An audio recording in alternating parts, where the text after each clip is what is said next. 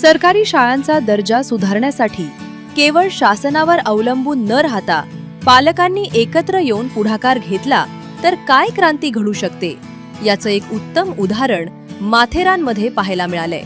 माथेरान गिरीस्थान नगरपालिकेच्या ऐतिहासिक वीर हुतात्मा भाई कोतवाल विद्या मंदिर प्राथमिक शाळेचा आलेख उंचावण्यासाठी आता पालकांनीच एक पाऊल पुढे टाकलंय। ब्रिटिश काळात हुतात्मा झालेले वीरभाई कोतवाल ज्या शाळेत शिकले त्या शाळेचा चेहरा मोहरा आता बदलते। काळ्या दगडातील देखणं बांधकाम असलेली ही शाळा माथेरानमध्ये एक हेरिटेज म्हणून ओळखली जाते।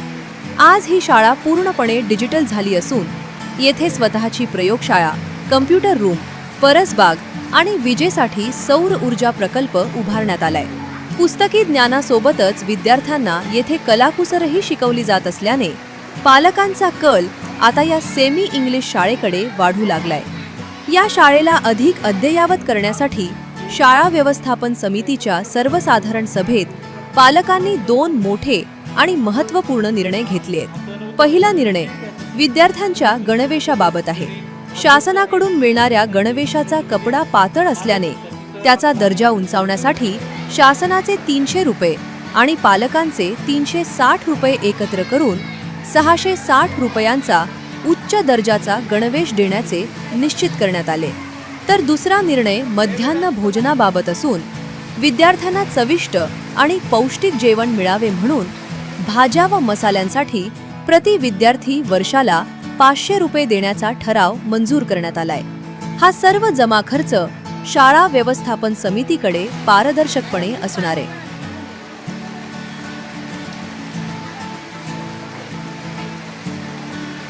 याबद्दल मत म्हणजे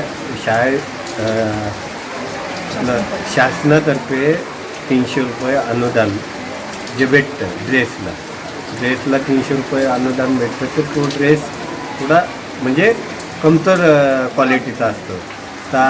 जो आता जो जॅकेटवाला जो ड्रेस आहे तो थोडा प्लस म्हणजे 660 रुपयाचा आहे। तर तो सगळ्या पालकांनी आणि आमच्या व्यवस्थित समितीने हा ड्रेस म्हणजे चॉईस केला। त्यामुळे आम्ही बोललो वाढीव जे पैसे आहेत ते पालक लोकांनी सगळ्यांनी सहमत दिलं ते आणि समितीनं बी त्याला सहमत दिलं। आपली जी शालेय व्यवस्थापन समिती आहे त्यांच्यातर्फे असा ठराव मांडण्यात आला सगळ्या पालकांसमोर की आपल्या शाळेसाठी जो सरकारकडून गणवेश येतो तो 300 रुपयाचा येतो। 300 रुपयामध्ये म्हणजे आपल्याला एवढा कपडा चांगला येत नाही, क्वालिटी त्याची चांगली नसते। त्याच्यामुळे सगळ्यांच्या सहमतीने असं ठरवण्यात आलं की आपण त्याच्यामध्ये थोडे वाढीव पैसे टाकून एखादा चांगला ड्रेस घेऊ आणि त्याच्यासाठी सगळ्यांची सहमती घेण्यात आली मीटिंगमध्ये आणि सगळ्या पालकांनी त्याच्यासाठी सहमती दिलेली पण होती।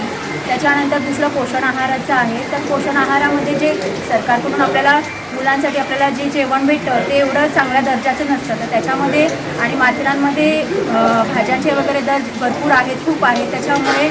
त्याच्यामध्ये वेगवेगळ्या भाज्या घालून किंवा मग चांगले मसाले वापरून मुलांसाठी खूप चांगलं जेवण बनवलं जातं इथे शाळेमध्ये।